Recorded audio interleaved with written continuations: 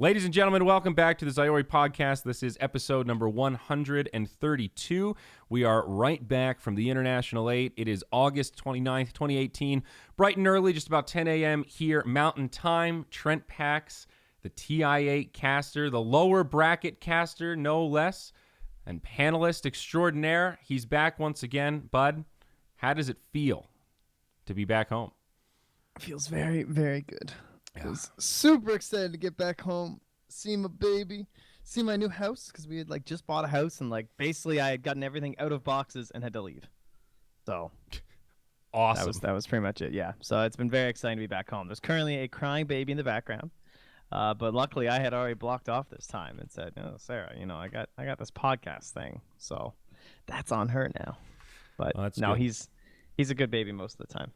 Yeah, it's pretty wild, man. I feel the exact same way, and I had an easy event compared to you. I knew you were going to cast group stage. I heard rumors, right, that you were going to do a little bit of main stage stuff, but I was surprised to see that it felt like you were on every other series. If you weren't casting, then you were paneling and vice versa. You actually got a lot of FaceTime, and I didn't even really work that much. I did interviews on press day. I showed up on day one and took a couple selfies with people. And then outside of that, I pretty much just watched the games and went out to lunch. And I still had that same feeling when I got back of just relief that it's over and we can get back to kind of a normal life because you're away from home for so fucking long. Yeah, it is a crazy amount of time, actually. Yeah, I didn't know when I first got asked about it. So I guess this is all pretty kosher at this point. So there were a lot of Valve people at the Super Major, which wasn't that weird because Shanghai Major had happened and it was in the same kind of area. And so when I asked people from Valve, I was like, "Oh, why are there so many of you guys here?" And they're like, "Oh, we're just keeping an eye on it because giant major or giant event in China and obviously Shanghai Major and stuff like that." So blah blah blah blah. And I was like, "Oh, that makes sense." Well, obviously that's not what they were doing there, as you guys saw. Well, maybe a little bit. Maybe a little bit. Largely for the most part, they were obviously preparing for TI next year and scouting out a lot of the same area because it's in the same city and everything. So while I was at the Super Major, they asked, or I was told that, "Hey, you want to come cast a TI?" And I was like, "Oh shit, hell yeah, I do." I definitely I pretty much thought that was just going to be group stage when I was asked there in person. That's all I expected. And then I got the email from PGL that said group stage and main stage, and I was like, "Shit, that's awesome." But then there were other people who had emails that had panel on it. So I was like, "Oh, okay, well, I guess I'm not paneling." I was like, "That's cool. That's fine. I'm down to just cast." So then obviously the group stage starts, and then the main stage starts, and the very first day of the main stage, suddenly I had panel. And I was like, "Oh, I guess I am paneling." And then I just paneled every day. Yeah.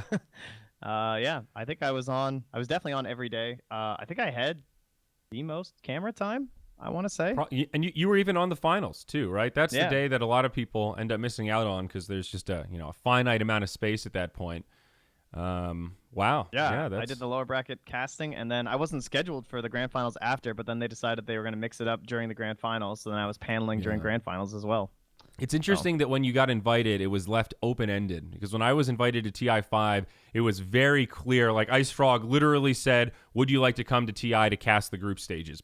Question mark. Right. So there was no question in my mind that was all I was going to be doing. And for me, the surprise was that my games ended up getting split with Dakota, and we were tag teaming it while everybody else had their own set and own established partners. So that was a little bit of a change, but that's exciting, man. So how was it? How did it feel? Did it live up to the expectations? I mean, everyone has their own trajectory to get to TI as casting talent, but I think yours is really a unique story because you spent so much time being more ahead of the curve than people gave you credit for, and then all of a sudden folks realized that you were pretty good, and you've just accelerated. You went from the guy that didn't get invited to 3 hubs in a row to, okay, I did pretty much half the events this circuit, and now I'm at TI and got the most FaceTime.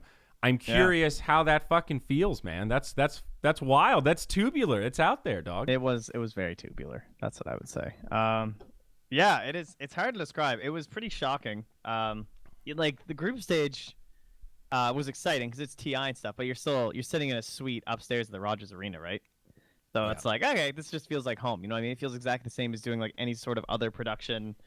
There's no audience or anything. But then that very first day at TI, you're like, oh shit. Not only it's not even the fact that it's a lot of people, but TI is Christmas. Like if I did a Chinese event, like let's say Super Major had the exact same amount of people in the audience, and let's pretend that for some reason my voice was going over. That stuff, like, it still is a whole other level when it comes to TI, because TI is just like so important. I feel like, obviously, because it's much like how everyone talks about how the only thing that matters all year as a player is TI. It kind of feels that way as a spectator, and then of course it's going to feel that same way as a caster. It makes sense. Mm-hmm. So I was so nervous during game one. Oh my god, I could like feel how I was thinking about every single word before I was saying it, and I could feel how bad it was making it. At the end of the cast, the girl was like, "Oh man, that was so great! Like, we did awesome!" And I was just like, "Yeah, we did." But then in my head, I was just like, "Oh my god, that was terrible." Yeah. But I knew that it felt good, and I knew game two would be better, and then obviously from there, everything was fine. Yeah, and I think at this point, any talent that's casting a major at TI kind of knows that even when you feel like you had a bad cast, it's usually still pretty good. And almost always when you go back and listen, it sounds way better than it felt in the moment, because you set the standard for yourself really high. You know, you're aiming for perfection. So even if you're just a little bit short, to you it seems like, oh my god, I can't believe I missed that one sentence I wanted to say. And meanwhile, most of the audience is like, dude, you were just talking for an hour straight. That was awesome. I loved it. You know, nobody listens to every single word that you're saying throughout the entire thing. But did you only watch from up at the 500 suites, or did you get to come down to the peon level and catch some of the games at, like, you know, the proper view, the proper audio? Oh, yeah. I watched from everywhere. I thought that was the best spectating experience of any TI ever. Like, for the actual screens, that giant main screen was insane. Like, oh my god, it was so cool. For you guys who weren't at the event and didn't see it, basically you have your typical view, so everything you would see on the normal screen at home, but the player cameras that you guys had at home were then enlarged on the left-hand side. They had a permanent scoreboard on the left-hand side, so you could see, like, you know, KDA, GPM, XPM, stuff like that. Mm-hmm. Then there was a secondary mini-map that was enlarged that had the hero faces to go alongside with the normal mini-map with, like, the arrows.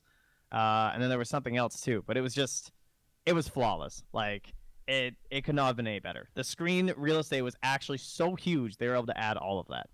Yeah, only on two sides, though, which I didn't realize at first. Because it was, like, rectangular. Yeah, it's oblong, not square, and Key Arena was a little bit more square. So I thought all of them had that extra information. I got really disappointed when I sat down, like, behind where the goal would be, and it was the skinnier one. But the sound quality in the venue was fabulous for all the normal seating. I found it actually kind of hard to hear the casters in the in the press box and the 500 level. But agreed. At 300 and like the 100s, and I mean the VIP suites I guess are on 200. But my god, dude, this is such a beautiful venue. I hate to talk shit about Key Arena because it was so kind to us for so long, but my god, dude, Rogers really, it just felt nicer. You know, it just felt newer. Well, you're adding like 4,000 people too. Yeah. Everything outside of the actual games itself was worse though. Like the like the hallways outside of the arena, obviously it's a hockey rink. Like it doesn't have that nice like overlooking area and wider hallways that Key Arena has, which makes it really nice. Yeah. It was just Canucks shit everywhere. There was Canucks shit everywhere, which was funny. There was no beer garden, obviously, for outside. There was, what else were we missing from TI? There was no space for booths really. So there's definitely some downsides to it, but in terms of like the actual pure raw watching Dota inside, it was incredible. Yeah, I would agree. I didn't realize how much I missed those outdoor aspects of the previous TIs at Key Arena. Whatever that strip is called that the Space Needle's on. To be fair, though, would we have been outside that week with all the smoke? Probably not. I don't think you would want to be outside. In fact, it was a health hazard, so it ended up being okay. Yeah, I guess so. The smoke was pretty bad from all the wildfires and stuff. You could really see it in the air. It didn't bother me. It wasn't like China smog where I was like coughing and it was awful, but you could see it to the point that you're like, is that really what we're breathing in? That doesn't look so great. So yeah, there was a citywide warning when we arrived, but it kind of progressively got better.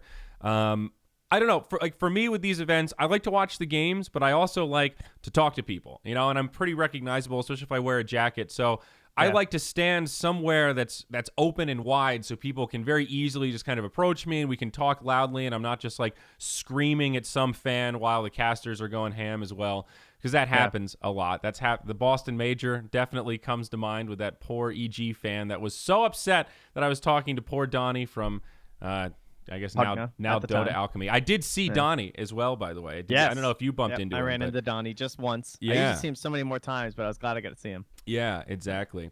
But the outdoor area is just so great for being able to watch the games and just let people kind of approach you and wander around. And it's nice having access to all that stuff that's connected to Seattle. You feel like you're just in the heart of it. And this feels more like, all right, we're at this venue, and then you come out the venue, and it's like, oh, look, high-rise apartments, whereas Key Arena was on that block of just shit, a ton of food all over the place. But I really can't complain. Vancouver was a lot of fun, man. I did the food tour. I spent a fair bit on food this trip. It was hard not to with the exchange rate. God, now I food. understand your life now, dude. You get paid in USD a lot of the time, and you're living in Canada. It's fucking nice. You're getting a buff to your finances, dude. Just straight up. It felt like I went out for oysters multiple days, dude. I ate 24 oysters at happy hour. Oh my God, we found like the most incredible Japanese food. Well, you went, but I mean that place was so cheap. It was like $8 Canadian, and it was like the best Japanese food I've ever had. It's ridiculous, man. Some of the seafood. Yeah, it was a good week for food. That is for sure. Great. Yeah. So, oh no. Oh, are no. you there? Yeah. Well, I'm still here. Can you hear me? Oh, Nor. Oh, are you back? Yeah, I mean, I'm still here. I can testy. see the frame drops, but it looks like it was just temporary. We'll keep the local going, and hopefully, nobody will even notice outside of these poor Twitch viewers. Suckers. We'll call it just a little hiccup there. But I'm trying to think of any other thoughts about the event specifically in the experience. We did Moonduck IRL on one day, just like last year, the opening day, and then I slept too late to really make it matter. 1 year at TI. Classic. I'm going to be dedicated enough where, it makes sense to do the morning stream. Honestly, that's what we should do in fucking China. If I don't get invited to Shanghai, just going to go and IRL stream it because it's It'll an be exciting the only English content. Yeah, You it's an can be exciting your own- IRL stream. That's cool. That's the thing to do. Ah. Especially with how well our IRL stream went in China last time. Yeah. However, that said, I would much rather be casting TI9 in Shanghai. I just want to put that out there right now. I'm very much interested. Just floating that. The IRL stream is very much a plan B, really a plan C or D, if you will. Yep. Good games, though. Favorite Yes, series incredible of the games. whole tournament? You cannot say the finals. That is considered cheating. But top favorite series? Oh, well, I mean, isn't it? Can we call the OG LGD upper bracket final a cheat as well then? Because I feel like that's a pretty goddamn hard one to match as well. No, I don't think that's cheating. I mean, if we eliminate all the top series, then it's a dumb question. I just think it's pretty much at this point, I think being regarded as the best TI finals that's happened, right? And you can say maybe TI3 had a better ending, but the actual finals, like Bulldog said, the first 4 games were pretty forgettable, and then everyone remembers just that epic moment, and it was the build-up to get to that climax that made it so fucking grandiose and insane. But until that point, it wasn't that cool outside of going to Game 5. Not only did this one go to Game 5, but you have all these crazy storylines with Thompson being like this brand new player that has never really done much on the pro scene. You've got all the drama with No Tail and Fly and all this other stuff going on. The odds are completely against them. And then not only that, but in Game 4, it looks like they're 100% out. LGD manages to throw it away. Ame's going to be looking in the mirror and smacking himself for the next year trying to get over that fucking dive. We went outside. We left the green room to go listen to the Chinese fans go crazy. Really? Yeah, we were like, all right, this is over. And we went out on stage because we wanted to be in the arena when LGD won because I wanted to hear how loud it was going to get. And then Ame blinks in, and that was it. That's Thunder. Yeah. Oh, dude, man, there were some rough moments. It was very brutal. Very brutal. So they still managed to do it. And Game 5 was epic as fuck. It wasn't like Game 5 was just some cakewalk where LGD was totally demoralized and stuff. It was a great Game 5. And I was just sitting there watching it on the edge of my seat like, this is fucking what Dota's all about, man. Just head spinning with all of just the how amazing this is going to be no matter which team wins. And that's really what you're hoping for. So, best finals ever. I think it has everything you're looking for. No matter what metric you want, it has the storyline. It has the top tier Dota. It has some like Rubik is now on the Aegis. That's a crazy fact. That's cool. Dude, I thought they were gonna lose when Seb picked Magnus. I know he loves that hero, but I feel like every time I watch him play it, but I feel like he's in that game 5, he's like, I want that goddamn Magnus on the Aegis. That's what I want. I know, right? And they somehow did it. Yeah. Ugh. Man, What a crazy year. What a crazy was- year. So did you felt- Go ahead. Oh, I was gonna say I think every one of my games was a 2-0, if I'm not mistaken, on the main stage, which was very disappointing. Yeah. Not gonna lie. Because even LGD EG was a 2-0, and then I had Liquid Secret, I think was my other one that I had. But either way, I'm like 90% sure every single series I did on the main stage was a 2-0, which was really disappointing. That sounds about right. I mean, I know Yeah. there was no shortage of 2-0s. Yeah. It was so that kind of sucked. Really wanted to do like a really hype game 3. A lot of my games were not very hype. A lot of my games were very stompy. Well, so I feel like I was a little bit cursed there. So condolences, but yeah, but I to the think you fans. had enough games that you could make up for it. You know what I mean? You had to get a couple bad ones in there to get the good ones. Yeah, Am that's I true, right? That's true. Yeah. So, best series outside of that, though, I thought you were going to say OGEG. I thought that That's hype as hell too, for sure. I thought that was the series that everyone was like super stoked about. It was certainly something, man. I don't know. That series just makes me sad. I went home that night and I saw everyone just like talking about it and the death stare, and I was up in the suites or something. I think I was sitting in the suites when that happened, and like there was a collective. It was like all of the English talent and the Russian talent. There was this big collective, just like, oh, like when he gave him that stare. You know what I mean? It was like Jesus. And then and we all laughed and we were like, man, that's intense. But then like later that night, I just felt really sad. Yeah. Like it made me really depressed to be just like, that sucks, man. Like 2 friends, like you were like best friends forever. Like fuck, man. That blows. Yeah, I guess I didn't really interpret it that way. I guess it is objectively kind of depressing, but at the same time, that's what competition's all about, man. It's hard to have those perfect storylines where it's like we've been best friends forever, we never fucked each other over, we never gave in to the temptation. It's just, teamwork makes the dream work for 10 years straight is pretty fucking. They had a good run, they had a good fucking run, and both of them did pretty well. I mean, where did EG finish? Was it third, fourth? Third? Third? Because they lost the lower bracket final. So, I mean, even if EG ends up switching their roster around, I know it's disappointing to not get the Aegis, but EG had a good run, Yeah, I don't think EG are going to switch their roster. Maybe like simply because of drama. I don't think they would have to based on skill. I would agree.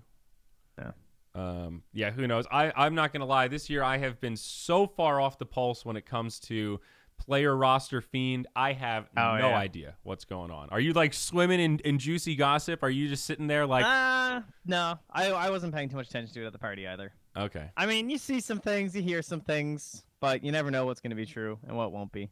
So you just wait it out. Yeah, that's the thing. You never know. And even if some of the stuff you hear is genuine in nature and it's what they intend, it doesn't always work out according to plan, right? I think actually more often than not, it probably doesn't go according to plan. But I don't know. It was okay. After party. We always talk about this. Thoughts on the after party? How did it compare? Because past TI after parties, I have to say, have been pretty close to the pinnacle. They used to do that huge. What is it? The it has a funny name. The Experience Music Project or something. Some center. Experience some shit like that. It's on that same block that Key Arena is on.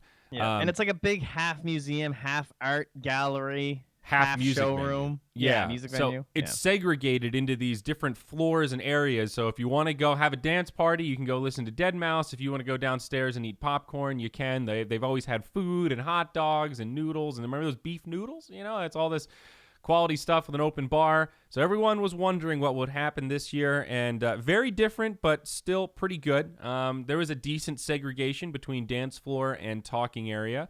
Could have always used a little more talking area, but I liked it. I had a more good talking time. area. I mean, they brought the unlimited free hot dogs, like fresh hot dog stand outside, just like they have at Seattle. So that's all I really need, honestly. Yes. I think it was noticeable that it was harder to get in because there was way less people. Yes. Considering that was a TI after party, it was pretty small. Yeah, it was a much smaller venue, so they were a lot more selective about. There was a new. That system. was pretty nice. Yeah, but Because like a lot of the times, like at that TI after party at Seattle, every single time I see players having to pose for photos and sign shit in the actual after party. Like, guys, if you somehow get in there, don't fucking do that. For the love of God, don't ask players to sign your shit at the like. How I know most of you probably understand how that's the dumbest thing you've ever done in your life. But for the love of God, Yeah. you know, you see your friend doing it, just smack him on the back of the head or something.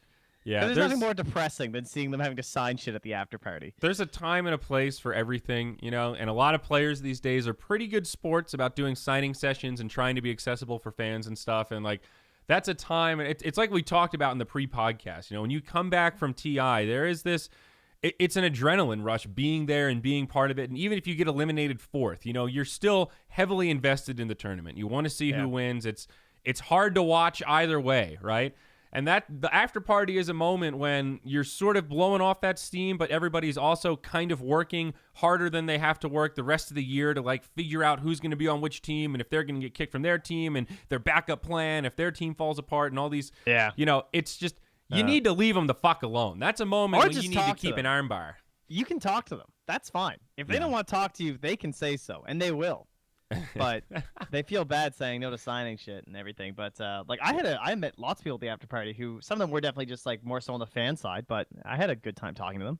Yeah, for sure. Well, we're also not players too, so that's true. But some of the players I saw doing the same as well. You know. Yeah, for sure. You're right. There's a difference between walking up to someone and just saying, "Hey, man, you're like, awesome. Congratulations. This is awesome. Great. I like this. Cool. See you later. I don't want to bother you." And being that guy, it's like, "Can you sign this? Can I get a selfie? Can we talk for 15 minutes?" You know, but yeah, I definitely agree. It's nice to see. Selfies are also a no-go. I see people asking, after party, no selfies with players. Yeah. It's a no-go. That's the other thing, too. People don't like to be photographed when they're drunk or intoxicated. You know, it's not a great look. You're going to be flushed. You're going to make those stupid faces. It's like, just ask me for a picture when I'm actually in character, not when we're just hanging out having a couple beers, you know? You know who's the worst for that? I'm calling you out publicly, Knoxville. The after party videos need to stop. I see him like threatening people with after party videos, dude. Not funny, even in a joking way. No. He's like, I'm gonna release the rap video of Nahaz and Sumail. It's like, yeah, I was there, but that you gotta leave it like that, dude. Not cool. Not a cool thing to do. Yeah, I'm with you on that one, pal. That is not. I've let loose at a couple after parties. You know, I had a conversation with somebody at this TI about how I feel like I've gotten away with murder at past TIs, and I'm glad nobody had recorded me doing drunken rants to fans because I've had a lot of really fucked up conversations in Seattle. Some of them were hysterical, but you know that doesn't always translate right to the digital medium when you're clipped out of context. It only happened to me one time, I think at TI5.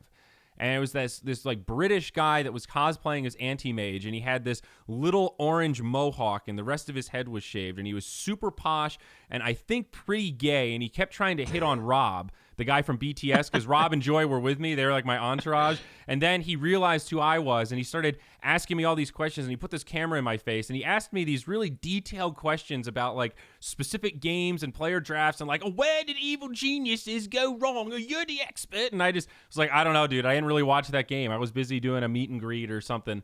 And he just got really upset that I didn't know what was going on in these select games that he had watched that I hadn't seen. He was like, I thought you were an expert. I'm like, I'm not real. I never really, I'm a play-by-play caster, dude. I didn't watch the fucking game. What do you want? And then he turned off the camera and got bored. But I got a little nervous. Like, I just turned up to the bar and they started filming me, and I was already a little, it was like bar number 3 or something. So, whew. Fair. Close call, dude. Did you have any? What was your craziest fan interaction? Did you sign like a pillowcase or a Xbox controller, or anybody grab your ass or something? No, I signed way more stuff than I ever signed in my life. That was pretty weird. That was definitely interesting. Had a lot of fun talking to fans. It was pretty cool. A lot of them were very appreciative of me being Canadian, so I can't really change that. But thank you. No, a lot of them were just thought it was cool that I, rep Canada a lot. So I guess that was pretty neat. This is you're like the homeboy hero, Yeah, this is your home court. It was neat. One guy asked me to look up the pick bans from some games from Dota Buff. Like, he came down to the casting desk and he had a notepad where he'd been taking all the picks and bans. And he asked me if I would open up Dota Buff and find the picks that he had missed. And I was like, I got you. I did. That was definitely a weird one though. Wow. Because like who does that? That's like oddly specific. It was very funny. I was like, you don't have like Wi-Fi or like data? Can't you do this? I don't know, but it made me laugh, so I got it for him. He was a nice guy. It's funny because a lot of the same people will sit behind the casting desk. I think like throughout most of the day. So you come in the morning because I always had the morning shift. I think most days I was on the first series. Everybody knows, dude. You're the morning guy. Yeah. So I kind of be like, good morning. You just say hi to them all again. It was nice. It was cool getting to know fans throughout the whole event. So cosplay competition, dude. Did you see it? Yes, I did. Yes, I was. They were all backstage by the green room when they were getting all the costumes on and stuff, and some of them were insane. Yeah. Like I don't think any of them looked worse on camera than they did in person. Like I'm just trying to say if there's anything that like unjustifiably, they all look just as good in person. Is what I'm trying to say, I guess. Like, I gotcha. The ogre one was crazy in person. Like yeah. Like right next to it, it's like wow, this thing is unbelievable. Yeah, the ogre was one of the only ones that I saw. I really slacked on the cosplay stuff this year. The last time I made a cosplay video, it just didn't get enough views to make it worth the headache. So I kind of gave up. I still would love to be the judge for one of those. I think I would make a great cosplay judge, but I digress. I read about it the next day, though, and I did see a little bit of the contest, and I guess the big debacle is that the Trent protector didn't place, right? And everybody thought that he was really, really an impressive showing. I will just say that I know nothing about cosplay and leave it at that. Because I, from what I understand, I mean, I agree. It looked really cool, but well, then why didn't it win? I feel like the judges aren't morons. Like, I don't know. Maybe they should have the judges write a little thing explaining their choices so we can all go, that would be a good idea. That makes perfect sense. Because I remember one of the criticisms that I read was that the Ember Spirit, right? He placed very high, but he didn't have any weapons. Well, it was Rehab. Did you know? No. Oh, it's a girl? There you go. She. Yeah, it was Rehab. Okay. So, but is there a story there? Were the weapons made She just started that like a month ago. Okay.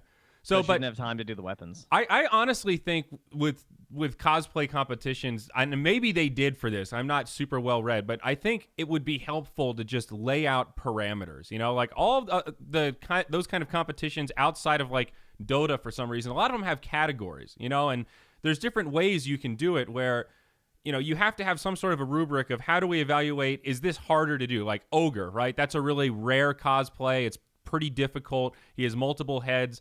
If you're, for example, you're doing a non-humanoid, do you get bonus points for doing an adaptation of a Slardar or a Venomancer that doesn't have legs compared to somebody that plays it safe and does, the 100th Lena cosplay you've ever seen, but it has pretty good craftsmanship. So I think that's the real difficulty. And with the Ember Spirit, it's a great question.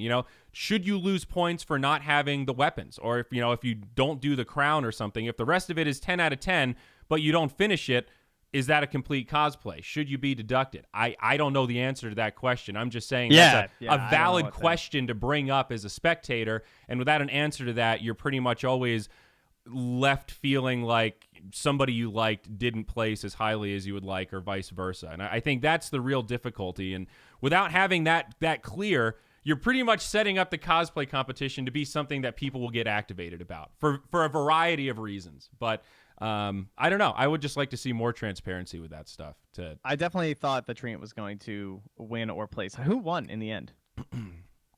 Great question. I actually don't know off the top of my head, which I'm embarrassed to say. I mean, I don't know. Someone tell me who won. It wasn't the Ogre, was it? Because it was a decent amount of. Oh, look, our buddy Noob from UA has his clip. Sven, right? Oh, okay, the Sven. Yeah. I forgot about the Sven. We haven't talked about that one yet. That was pretty incredible. Yeah. That guy's really good. He's in the cosplay group. He had won at Birmingham, right? I believe so. Didn't he make a timber saw in the past? I think it's that guy, isn't it? I'm not sure if it was the same guy.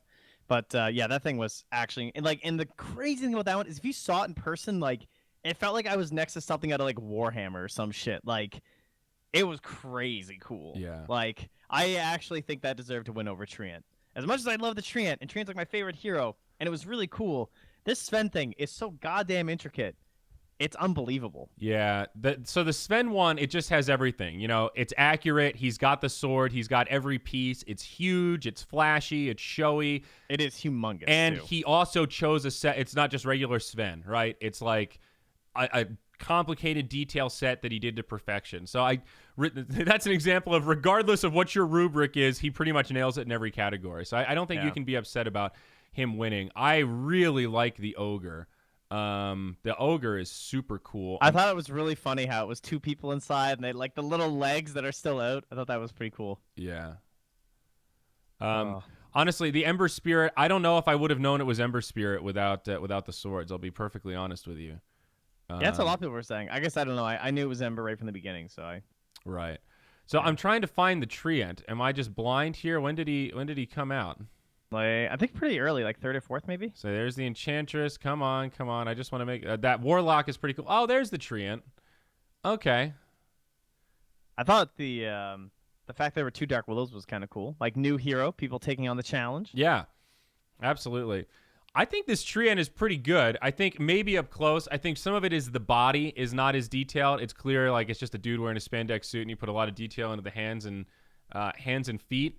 And for a lot of like cosplay judges, they would want to see those like the arms, like his biceps and his quads, not just gray whatever bodysuit, but some actual detail and stuff like that. So I think that, you compare that to the Sven, and the Sven is in another league. However, that Treant is pretty fucking cool. And I personally, I have a soft spot for people that try things I've never seen before. Anytime I see a new hero and I'm like, wow, I've never seen somebody try to cosplay that before, that's a really cool adaptation. That's, I think, the first Treant I've ever seen that's reasonably accurate. So, I mean, kudos. To me, that's more impressive, even if it doesn't place. Do you have a hero that you think needs to be cosplayed? I like look at the hero list now and think of something. Yeah, dude. I have to look at the hero Like, what list. would be a badass cosplay that would be really difficult to achieve? How would you do like Spirit Breaker? That sounds pretty hard. These big giant beefy cow. I've seen some super impressive Dooms. We've seen some pretty impressive Timber Saws, Dragon Knights. I think we've seen Naga too, right? Rehab did that awesome. Elder Titan. There's probably been a good Naga. I think Morphling is probably one of the hardest ones. That is pretty cool. That would be pretty crazy. Yeah, if you could do something really cool there. I would have said Arc Warden, but I saw those that couple at TI, whichever one you and I were filming on that rooftop. So cool. That was really cool. I thought that was pretty awesome. Did you see Day 9 walking around, by the way? I see people in chat mentioning him. I did not see him personally, but I saw the pictures. It was very funny. I wish they had have made him come out. Like, I wish that they had gotten in contact with him and had him come out during the contest, just in this thing, and like fall over or something. That would have been really funny. Yeah, that would have been pretty cool. It was basically like a giant inflatable. I don't know how to describe it. It was just a giant inflatable balloon, basically, with LED lights that changed color for each of the power treads. It was really sick. Yeah. I think you could probably do a cool Chen cosplay and do some creative stuff for like your little creeps and make like the centaurs and the Hellbear Smashers and stuff. That could those be cool. Those giant balls that you stand in and you like run around. They use them for like halftime shows on hockey games. Yeah, like what the if someone hamster ball did that? things? Yeah, what if someone did that for IO and they just like decorated the outside? That'd be pretty cool. That would be all right, guys. I don't know if you'd be able to get into the venue, but if you're out on the grass, that'd be badass. Yeah. Yeah, they probably have some in the Rogers Arena, dude, for like all the halftime games. I think my last one, Nyx Assassin, would be pretty cool. Any of the bug heroes are kind of hard, like Brood, Weaver, but I think Nyx looks particularly cool, and like some of those. What if someone like was crawling around all freaky, like, oh, that'd be creepy. Yeah, exactly. Like some of those have arms like and legs, and they're like crab walking or something. Yeah. And honestly, Razor as well. I think if you did like if that Sven guy tried to make a Razor, I bet you could make that super sick with like LEDs and like a big. I don't know. He's pretty cool. Imagine if they came out on one of those what are they called? Not hoverboards, but those things that drive. So you've got like a little skirt, so you can't really see it, and it's like poofed out. So you're just like kind of scooting around. Yeah, I think it's hoverboard. Isn't that what they call those things? Yeah, whatever. Sounds those little wheelie things. Yeah. But anyway, yeah, there's definitely a skill cap on some of those Dota heroes, no doubt about it. And we're lucky to have these awesome 3D models that you can just export, and you're like, okay, I'm gonna make this completely accurate to the model. Fucking Dota, man. And then the other part, the other time, I don't know, not time filler, but the other aspect of TI, as always, was the All-Star game. I was really excited for the All-Star game. I was sad it ended so quickly. Oh, yeah. It was very disappointing that their strategy did not work. Yeah, with, like the tower in the jungle, and suddenly it was ancient creeps. That was a little disappointing. Yeah, I really liked the pre-video, though. And the video was a sick idea. the way they So set it smart. up this year, even if the game wasn't as good as past Yeah. All-Star matches, I think that the setup was just so much better. It was so entertaining. I was genuinely laughing. Those are moments I was like, man, this is the reason people love RTZ. And it's just the way they did it with the translations, and just like Pocket Roshan is so fucking stupid. It's got to be the worst one. It's just like, oh, we'll take Pocket Roshan.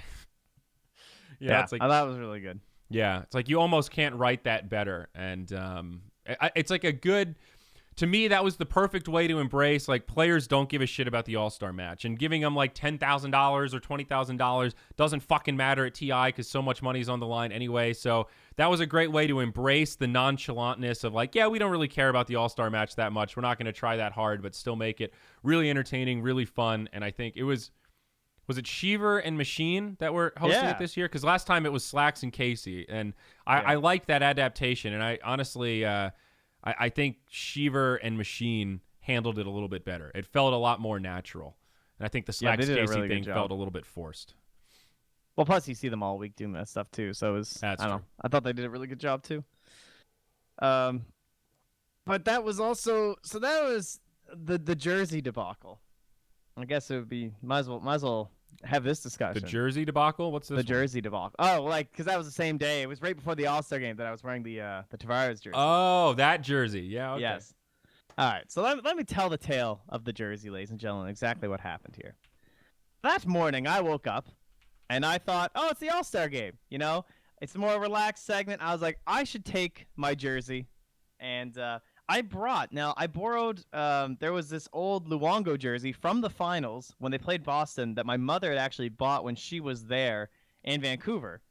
And it was like a Canucks jersey, has the Stanley Cup Finals patch on and everything. Luongo, pretty cool. And so I was gonna take it, and I was like, I'll be a nice guy, and I'll take the jersey in the arena.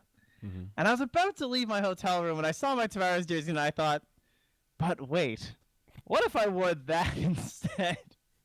So I put that in my bag instead. And so obviously I had my first series of the day or whatever, and then took the jersey and got changed into it. And I checked with Bruno. I was like, yo, Bruno, what do you think? You think I can just wear a jersey? And he was like, yeah, sure. And yeah, go for it. I mean, All-Star game sounds fun. Sounds like a good time. And he was like, I mean, you have to deal with some angry fans or something, right? Wouldn't you? And I was like, yeah. But truly, they did not understand the scale. My poor panel members, Chobra, March, and Lyrical had no fucking clue what I was like. March is from Toronto. He knows what the Leafs are, so I'm sure he knew what was coming. He was more aware of what was about to happen instead of Lyrical and Chobra. Oof. So obviously the camera came out. The boos were, wow. The boos were quite intense. Yeah, I will say I have never felt such sheer energy focused like that. It was like a lens, like. Like, if you're casting the game, there's cheering and stuff, and there's excitement, but it's not really for you. You know what I mean? Yeah, It's for the players and the plays. Like, this is a content thing that you are delivering to people and trying to enhance somehow. Yeah. This felt very personal. So, yeah, it was pretty intense. It was, I had a very good time, and I was joking around with the Canucks staff all day. They thought it was hilarious that I was going to go out in it. Then the take it off chant started. That was impressive. Yeah. I have to say. I thought you were actually going to take it off. No. I was surprised. I actually, here was the thing, is I was actually wearing a Complexity shirt with mop packs on the back underneath it, which would have been pretty funny to be getting booed to take it off to then be a Complexity shirt. It would have been like from boos to a collective. Dude, imagine if you had thought a step ahead and underneath you had a Canucks jersey or a Canucks shirt. And when they started, it should have been a Leafs. It was a Leafs T-shirt. Fuck. Oh, that dude. would have been funny. Now that would have been funny. You take it. Oh my God, that would have been the next step. But I will say, I went back and watched the VOD of that, and you really can't hear the booing on the stream nearly as loud as it was in the venue. Like you can tell what's going on, but there were a couple of times where Chobra like kind of interrupts himself. And as a viewer, I remember just thinking, like, what's going on? Are they still booing? I don't understand why he's not just talking about Dota. So, like, it was just a very different experience when you're there. When they turn down the audience mics, you really don't realize how loud the crowd can be when they're activated about something. So it was well done, dude. Very impressive. Yeah. Thank you. So here was my problem. I had done the calculations. I had met so many people from Toronto that my thought process was it's going to end up being relatively even for Canucks fans to Leafs fans, which might have been true. I had not factored in the Chinese audience very much because obviously compared to Seattle, there is a much larger homegrown Chinese population that's actually attending in Vancouver, right? So they're all they all know the Canucks. They're all Canucks fans to some degree because hockey's just so ingrained in Canada that you are gonna, cheer for your local team. So that was elevated more than I would have expected. And then I also didn't anticipate the fact that every other fucking hockey franchise was gonna boo me. So it was quite shocking to how loud it was. Not gonna lie. Yeah. No, the Canucks fandom is real. I was a little bit shocked on the day one when we were doing our IRL stream. I was walking into like one of the memorabilia areas, and I kept doing this joke to Buka where they have all this like really arbitrary memorabilia there. Like, oh, this player, these were his cleats that he wore when he used to run in the field. These are his skates from when he finished high school. This was his stick from second grade when his dad handed it to him. Like, dude, this is a Johnny Marfin jersey from '87. Buka, dude, you got to check this out. So some guy heard me doing that. And he came over and was like, oh, are you a big Canucks fan? I was just like, not really. I'm kind of just being an asshole. And he goes, oh, that's cool. Do you want to learn some more about the Canucks? And he just starts rattling off all these really weird, arbitrary facts about all these people I've never heard of and all this gear I didn't understand. Then I said, all right, so how about Dota? Hit me with some Dota facts. And he starts rattling off all these really obscure Dota facts. I started quizzing him. I was like, all right, who are the players that haven't been invited to TI? It was super impressive. I bumped into some crazy stats mega guy. Mega Canucks follower. And I was impressed that he had transferred some of that love over to Dota. But I felt bad. I was like, all right, no more Canucks jokes. This is too fucking serious around here. These people do not mess around when it comes to Canucks hockey. You know how after you get back from a concert, like there's that ringing in your ears? Mm-hmm. And like you kind of lie down at night and it's just like this massive ringing, right? From all of those boos and just like feeling that intense emotional point to this, I couldn't sleep for like 2 hours. It was like just lying there like with a stupid smirk on my face, but still thinking things like, oh God, I'm on first series tomorrow. Are they just going to boo me? I didn't wear my blue and white tie the next day because I was scared that they would think I was trying to connect to the Leafs and boo me again. Wow. Because I just wanted it to be gone for the next day. You know? I feel you. Yeah. Oh, it was pretty funny. It was 100% worth. Definitely zero regrets. It was hilarious. And I know most people thought it was a comical thing. Yeah. I felt a little bad. It was when Virtus Pro were eliminated. The timing was a little off, as exclaimed on the panel. That is true. But it was worth. Did derail everything. It's good, dude. I think it was smart because, one, it was super memorable, and two, it's like you said earlier, you're the Canada guy. You're the home court hero. Yep. So whether they liked it or they hated it, that's like some inside joke Canadian shit. You know, Canadians will appreciate that you like transferred your love of hockey for a segment into the international. You just like jammed some hockey in there. So I think your Canadian fans will be thankful of that for there years was even an our hockey thread. Yeah. And really? Even though it was like top on the subreddit for a little bit. Dude, you're like a celebrity now. Look at you. It was like a life goal. It was definitely a life goal to get in that one. You're an international icon. Even from the Vancouver fans was like, I booed my ass off, but I gained a new respect for Trent. I was like, all right, I'll take it. Dude. Sounds good. Whew. Yeah. That's smart. Funny. Smart stuff. But everyone in chat's talking about it. And speaking of the crowd being loud, this is when I'm pretty sure the crowd was at its absolute loudest, aside from maybe the grand finals, was when they announced that fucking TI was going to be in China. Holy shit. Yeah. I had heard earlier in the week, I'd heard a rumor. I didn't know much about what was happening at TI. That was one thing I did manage to hear very early from someone who was not even a part of TI and knew nothing about Dota, happened to overhear it, and then they just casually mentioned it to me as if everyone knew. So that was kind of funny. And I was like, excuse you? So when we were sitting there and I saw them doing the announcement, and I just took my headset off because I was sitting on the casting desk because I wanted to see how loud it was going to be, and my God, it was deafening. Like, holy shit. Yeah. They were extremely excited. Yeah. It was definitely a moment. I had no idea. That was one that did not get spoiled for me. I think if somebody had told me that, I might not have believed it anyway. So I was genuinely surprised when I was watching that bit, like that. It's not really a bit, but that segment, I was like, all right, where is this going? Like, all right, this is a cool memory piece. Okay. And then it started to click, and I was like, holy shit, Shanghai. And Vancouver has a large Asian population. So I'm not surprised that there is a huge Chinese fan base that turned out. You could hear it when LGD was winning. My God, it's but crazy. Yeah, it's like they've got that country pride. And I think that I'm not surprised at all that it erupted into that just frenzy of like, China! Everyone was just completely shocked and stoked. I think there's a lot of reasons for it. I think it definitely makes like business sense because China has a huge concentration of Dota players and a huge concentration of Dota players that spend money, support the game, and will turn up for an event. So like in terms of TI and packing out a stadium, they'll be able to fill a 20,000, 25 person. It only has person 18,000 people capacity apparently. Yeah, so I guess I didn't look into the venue, but you could go bigger than that if you wanted to. I think in a place like Shanghai. Really surprising to me. Why wouldn't they go bigger? I don't know. That's not even as big as Rogers Arena. Yeah, that's a good question. I don't know exactly, but I think some of it is probably ironically enough for visas. I heard through the grapevine that Canada is actually a lot more difficult for international visas for this kind of an event than people thought. There's this like weird perception that America is really hard and Canada is super lax and everybody's really nice and they're just letting them in. But it's actually sort of the opposite because you guys actually have a system and a means for vetting people. So there's like a process. In America, it's pretty easy unless you're from a handful of super specific countries like Iran or Syria or there's like 3 or 4 others that are super like, okay, we need crazy documentation and verification.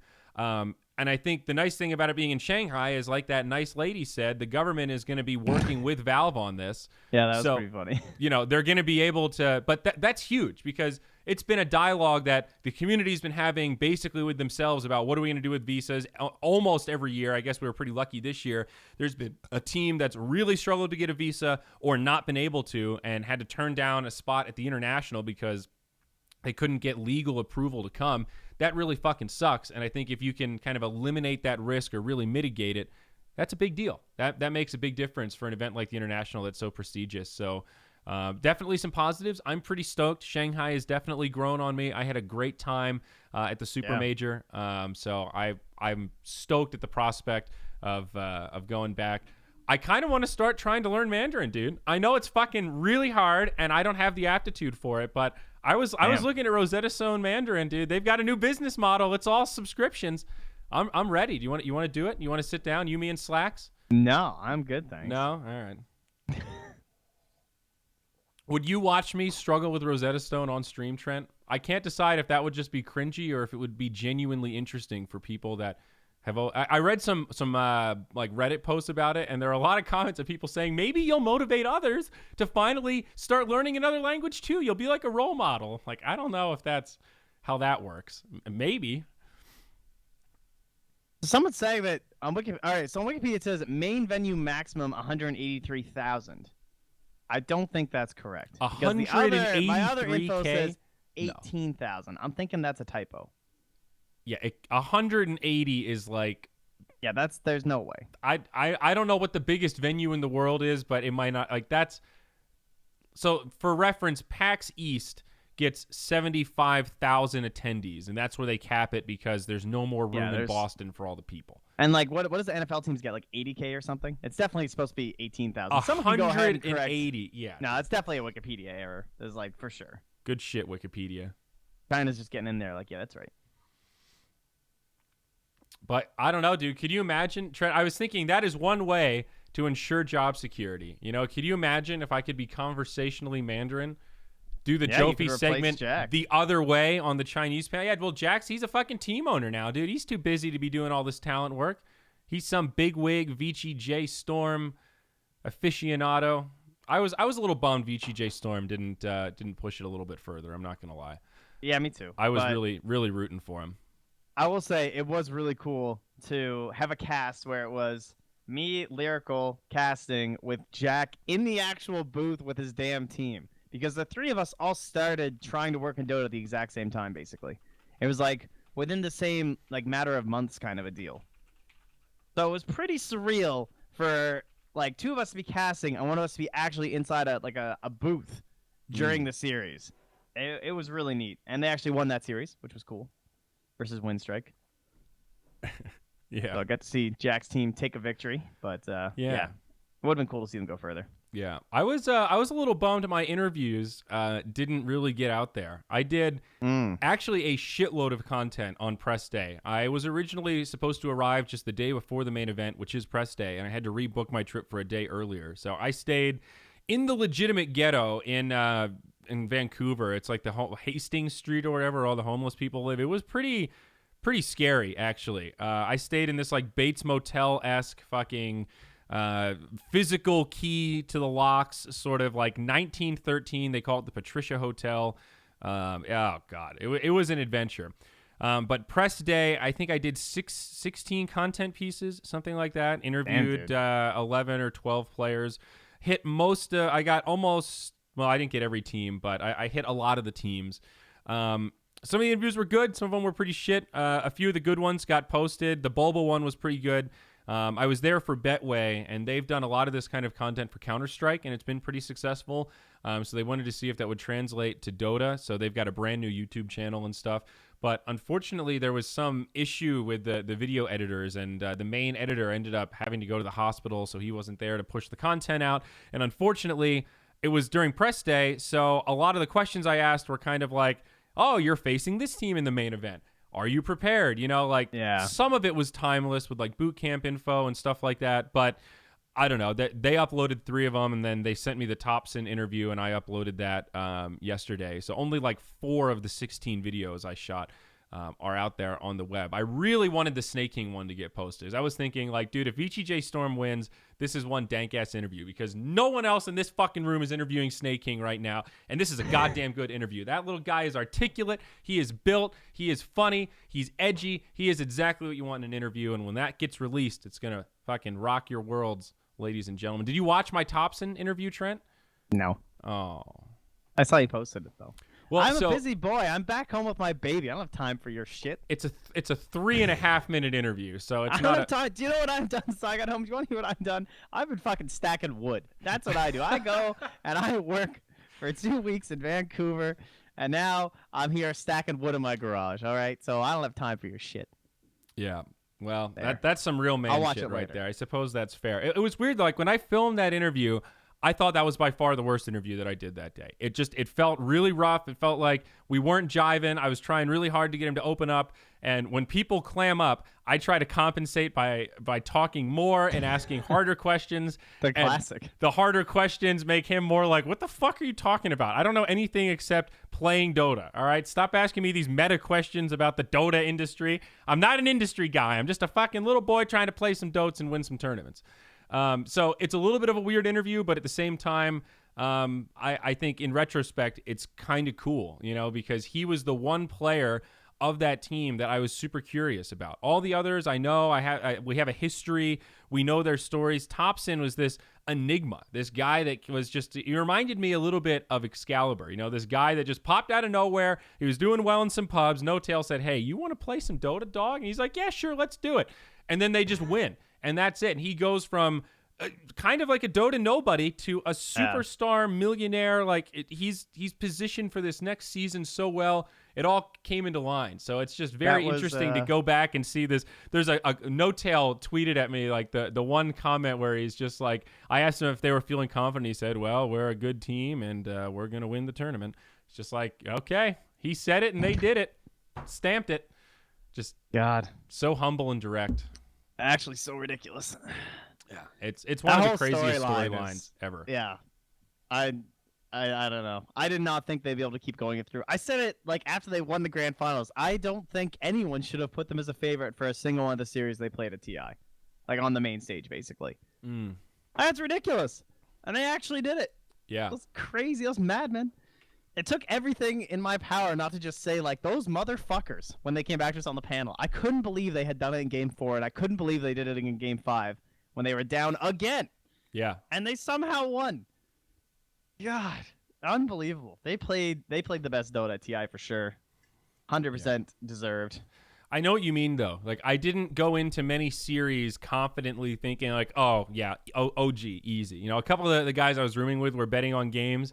And it was a weird tournament for odds because LGD were heavy favorites for a lot of it. But this was This was a tough TI for the bookmakers, actually, now that I'm thinking about it. I don't know. Some of the odds on OG were pretty steep. I saw some 4.5s. I saw some 5s. God. You know, like if before the finals started, I think if you were on, most of the sites had like very low for LGD. And, I think I saw as high as 4.5 for OG for the finals, which is nuts. I wonder if we can find... odds released for the international. I want to see if I can find like a post as a who with the biggest odds. Oh yeah, those posts. OG were 33-1 if you bet before it started. Wow. Oh, when was this? Current odds. This was as of April 4th. So this was like before the qualifiers had even been played. You could have bet on Immortals 200-1. Wow. Holy shit. That's 33-1. Yeah. So that's not even that impressive, honestly. I don't know. That's not even that great of odds. Am I crazy? I would never bet on TI winners in April. I mean, that's fucking crazy. Yeah, that's what I mean. Like, to bet on it that far back, like, at the start of the tournament, those are okay odds. Yeah. But damn. Wow. You know, I have to say, so Vancouver was a lot of fun, right? So we ventured around a bit. I want to talk about pot for a second here, Trent, because go for it. Laws are changing in Canada, right? You guys, when is the actual legalization date? Is it October now?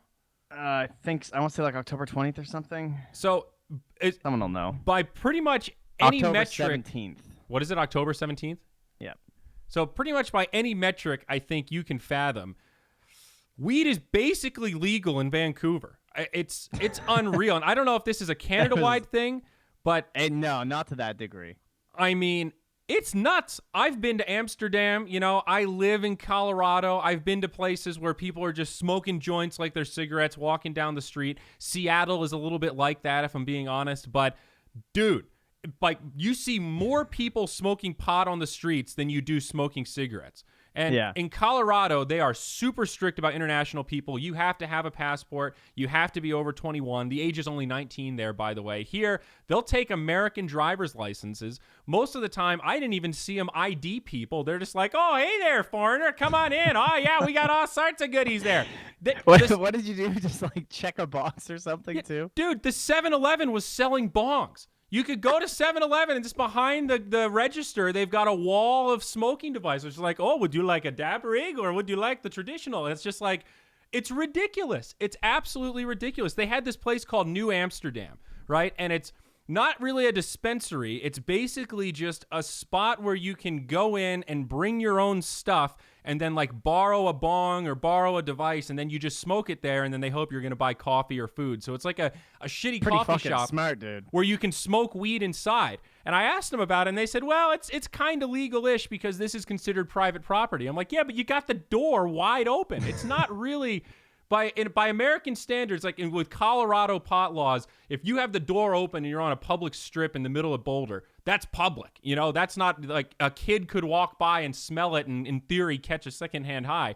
You guys don't give two shits about that. Everyone's just, it was honestly eye-opening. And apparently with the medical ones, you can walk into the very dispensary that's going to sell you the pot and sign up for medical that day and get evaluated by the pot guy. Like in the same place. Like in America, it's segregated. You go to the pot doctor, he gives you the card, then you go to the dispensary, and then there's a degree of separation. You can't just walk in and be like, I got the shits. Oh, well, we've got something for that. Here you go. See you later.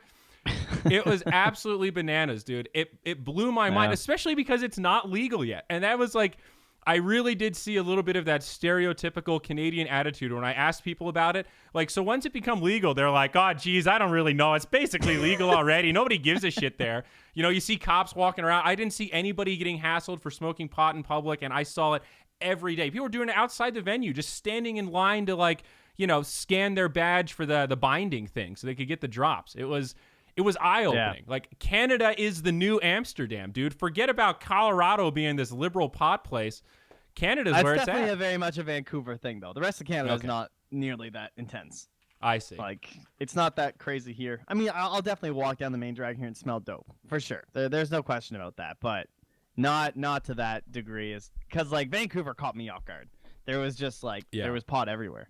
Like you're walking to the restaurant, you're gonna be behind someone smoking pot on the sidewalk, pretty much. Yeah. I mean, it's not uncommon. And I just, I was a little blown away by that. I thought I lived in like the mecca of pot culture where people are all liberal and don't give a shit. But man, it was just another.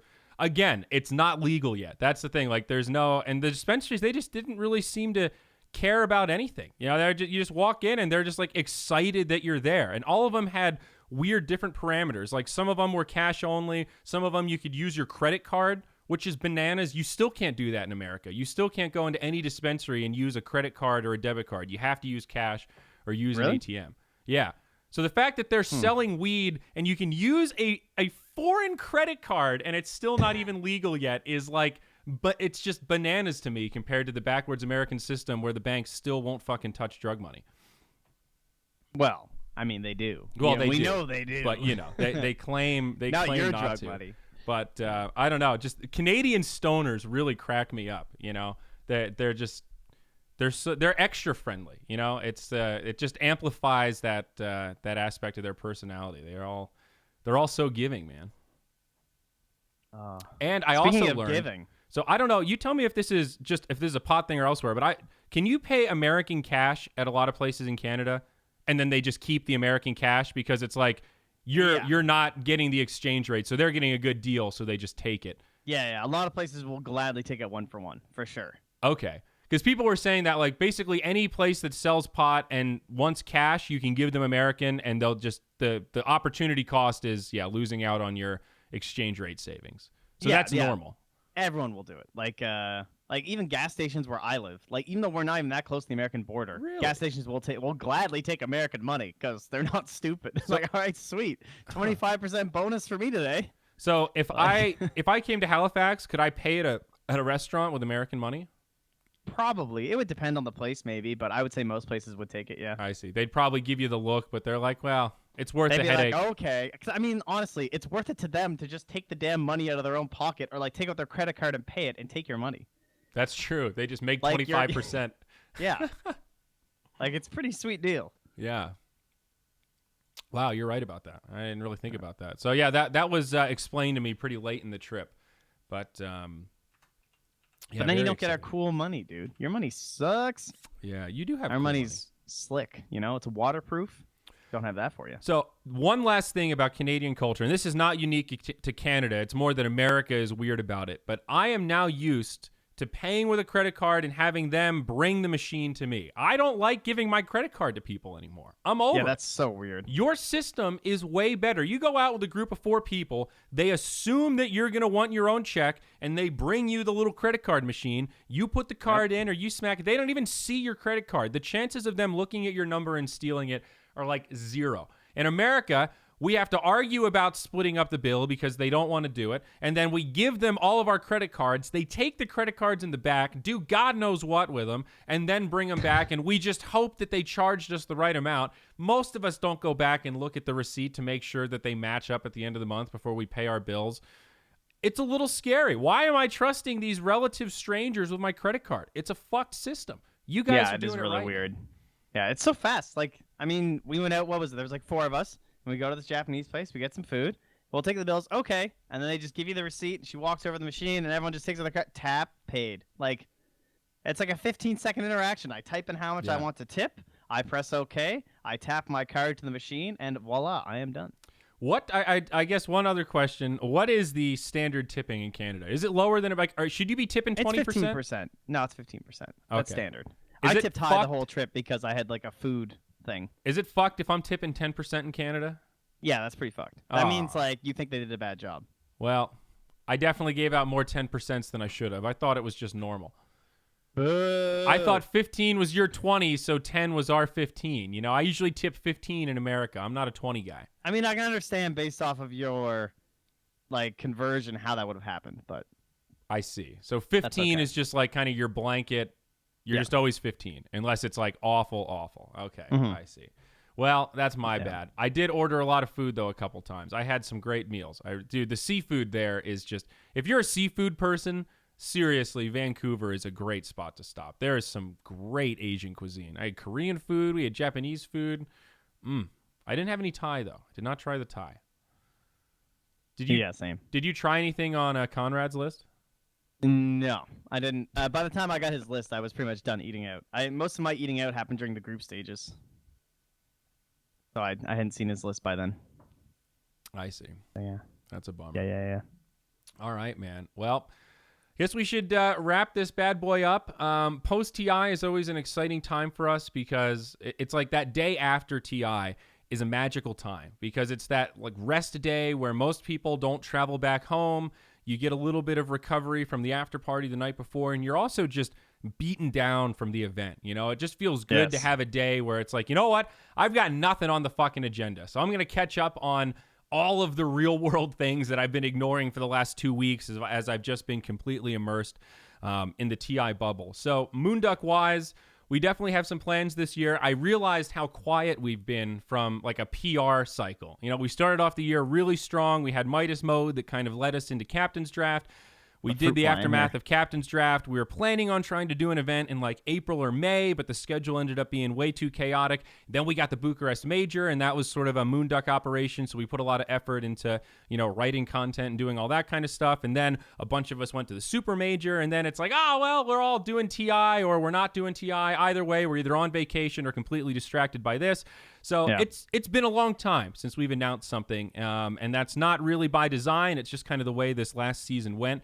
So a couple of kind of pre-announcement spoilers here for you guys. Number one, Moonduck is definitely not doing a major or minor on this next circuit. So there will be no Captain's Draft minor for DPC. I can say that pretty much 100%. That's not to say we won't be casting any DPC events or you won't see some of us, you know, working with the tournament organizers that are doing those. It's to say we won't be doing one where we own the full stack like we did with Captain's Draft. So that's number one. That's a question that I got a lot at TI.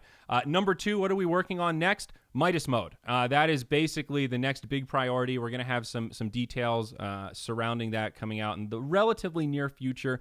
But I think that's going to be our next big project is getting a lot of those out. We've read the feedback. We know a lot of you guys are really excited about Midas mode and what we've got in store for Midas mode 2.0. It's not going to be soon, but we are working on it for sure. We've got some other content plans in the works. And of course, people are distracted with some of that artifact action. The dates are around the corner, so there's a lot of stuff bubbling beneath the surface, and many of folk are still bound by NDAs and all that kind of thing. So, this is a little window where you're going to have to be patient, wait for the announcements to come, but don't you worry. We've been back channeling it. We've got some stuff going on, and I'm excited. I'm excited for this next circuit. I think most of the changes that Valve made have been pretty good. I think there are some windows where we can hopefully run a couple of Moonduck events, and I think the way it's structured, I think there could be the return of like major qualifier hubs to do that kind of coverage. Because remember, there's no direct invite, so we're gonna have like Secret versus Liquid as a qualifier match to see who goes to the major. You know, we're at the point where these games are going to be so good that it's justifiable for a company like DreamHack or PGL or ESL or whomever to actually fly people on site to do coverage for that, because it's going to be a crazy gauntlet of super awesome games that a fuckload of people are going to watch. So there's a lot of positives for this season, and I think we're pretty stoked to be a part of it. Last announcement. It is finally happening. We are changing the name of the podcast, baby. Trent, you've finally done it. You've earned your final stripe. You become a black belt in casting, my man, and this will officially henceforth be known as the Trent and Zyori podcast. You're even getting your name in first order. We're going alphabetical, baby. Wow. That's how we're doing this. So when the podcast returns, I'm hoping to have some new overlays. We'll have a little new logo. We're going to rename the RSS feed and all that kind of stuff. It'll still be accessible at zyori.tv. I was hoping to have some of that stuff lined up today for a big reveal, but then I realized, I'd rather just let my artists take their time and make something that looks kind of nice. So we're probably going to do away with the old Trent Protector, the old budget setup here, and come back hard, get this next season started with some Trent and Zyori podcast action. That's, it just took TI casting. This is even more important. Did it, guys. Got it. We got it. And I guess the very last thing, What the Duck is not dead. Right now we have some of our folks still a bit busy, but I can promise you in the somewhat near future, that is a very indeterminate amount of time, Sir Action Slacks will be back on What the Duck to share some great stories and insights with all of you. You'll have to be patient because I don't know when that day will come, but it's coming. I'm working on it. I'm making it my personal pet project. So lots and lots to look forward to. Trent, I guess we'll leave it there, but what an exciting season, man. It's always good to wrap up a Dota season on a positive note. Yeah. OG somehow doing it fantastic. Best TI ever because I was there. Yeah. I mean, what more can you say? Well, now we get to sit back and enjoy the shuffle, right? That's the next show. Patch, dude. I can't wait. All right. God. All right, here's my big prediction. Do you have any big predictions to the patch? Because I have one. Oh, God. So my big prediction for the patch is I think the jungle is about to get like fucking destroyed. Something's gonna happen to the jungle where it's gonna like vanish. I don't know. I feel like something's wrong with the jungle right now. It doesn't feel correct. It doesn't feel like it serves enough of a purpose, and I feel like Icefire's gonna do something crazy. But I don't know. I haven't heard a fucking thing. So also buyback changes. Yes, 100%. Yeah. I think we need more of a punishment. I'd like to see at least some of the gold punish come back. Yep. Yeah, I think the buybacks have definitely swung a little bit too far where there's just not enough risk associated with it. There's so many situations where it just seems like a no-brainer, and you look at the team that doesn't have buybacks and you go, wow, they kind of played that perfectly. They just got outnumbered because the other team had 300 gold to buy back. Cool. At late game, it definitely can be good, but we've seen a couple games where it just seems like, man, he's back again? Yeah. Fucking Wraith King? How many lives does this guy have? No, I don't have any super bold predictions. I think they'll probably try to mix up the dual lanes. I don't know how they'll do it. Jungle is definitely a good way. When I say like destroyed, I'm talking like we're losing a bunch of camps, and I think there's gonna be like objectives in those areas. That's my bold prediction. Like something like Hold shrines, but something that you can like destroy earlier in the game to give your team some sort of an advantage. Okay, that would be my guess. That'd be cool. I like that. That is a bold prediction. That is. Yeah. Going for it. Great. All right, boys and girls. Well, we'll see you next time. Keep your eyes and ears on the social media for the next What the Duck. Probably 2 weeks until the next Zyori podcast will come.